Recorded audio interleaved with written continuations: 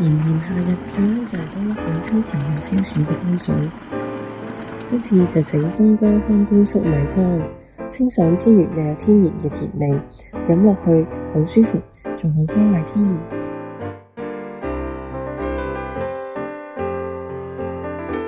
首先將冬瓜去皮切粒，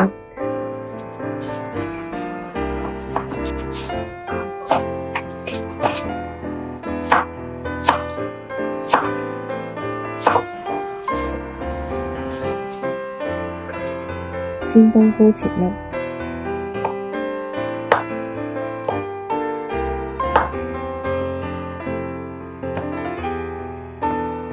鮮粟米去絲，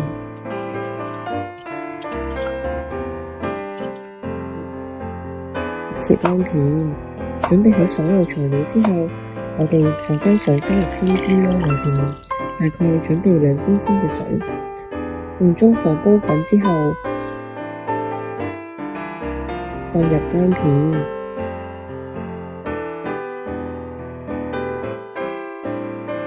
冬瓜、鮮冬菇同鮮粟米。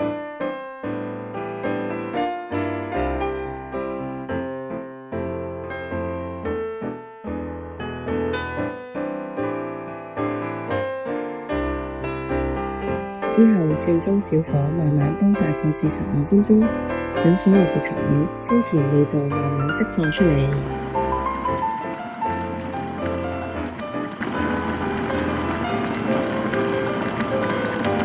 最後可以加少少鹽提味，一碗清香潤喉，好適合夏天飲用嘅冬瓜香菇粟米湯就完成㗎啦！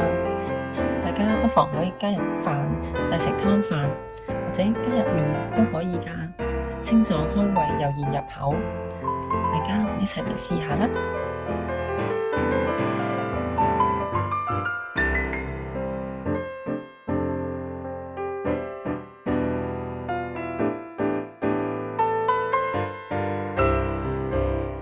雖然最近嘅天氣好似稍微涼快咗少少，但係呢都仲係覺得好熱。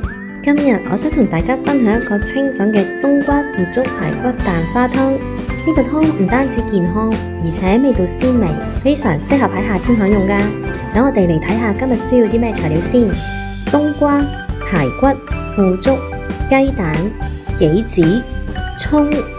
首先冬瓜去皮，然後切成塊狀，咁樣可以令到冬瓜更加容易入味，啖湯都會更加鮮美㗎。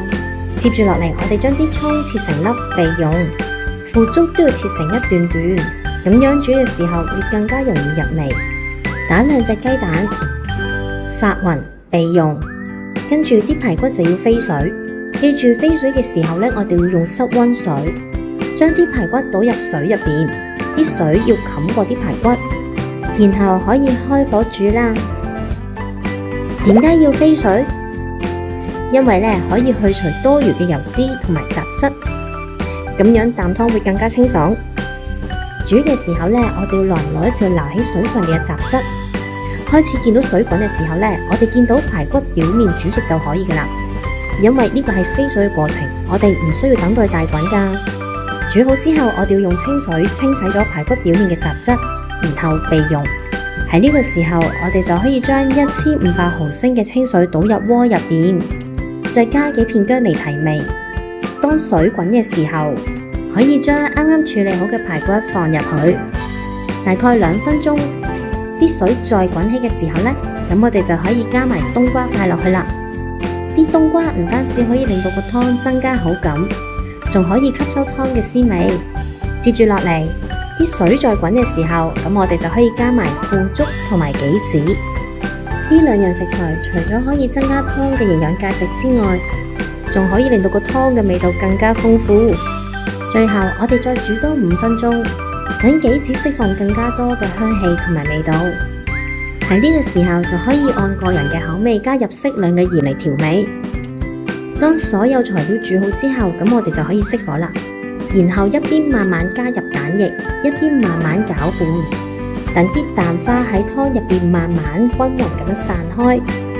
咁呢一個清爽嘅冬瓜腐竹排骨蛋花湯完成啦，色澤清亮，湯汁鮮美，真係令人垂涎欲滴。如果大家鍾意呢個食譜，記得訂閱同埋分享啦！我哋下次再見，拜拜。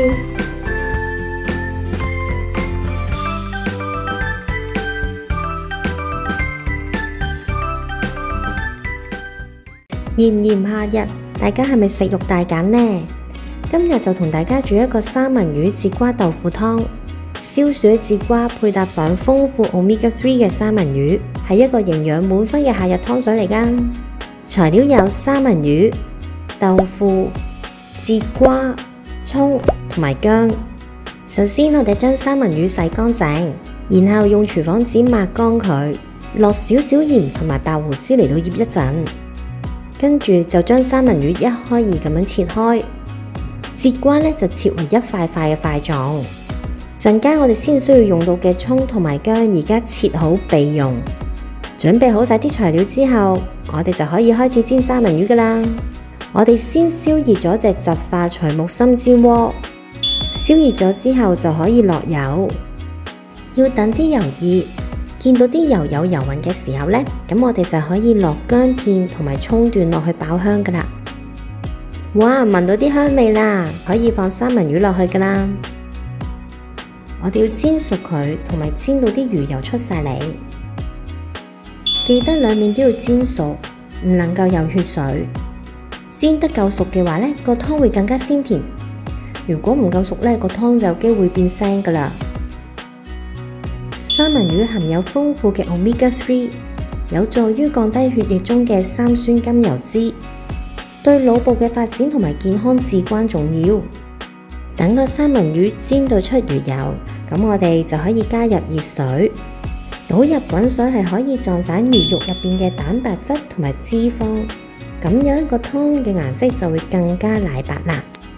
冚蓋用中火滾大概10分鐘，打開蓋見到魚湯明顯轉為奶白色，係時候加入已經切好咗嘅節瓜，跟住我哋再冚翻蓋煲大概5分鐘。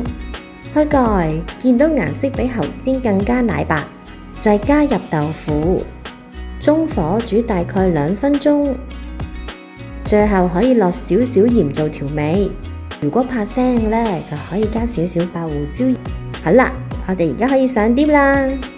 今次呢個節瓜三文魚豆腐湯真係非常之簡單易整，而且營養豐富，你哋都快啲試下啦！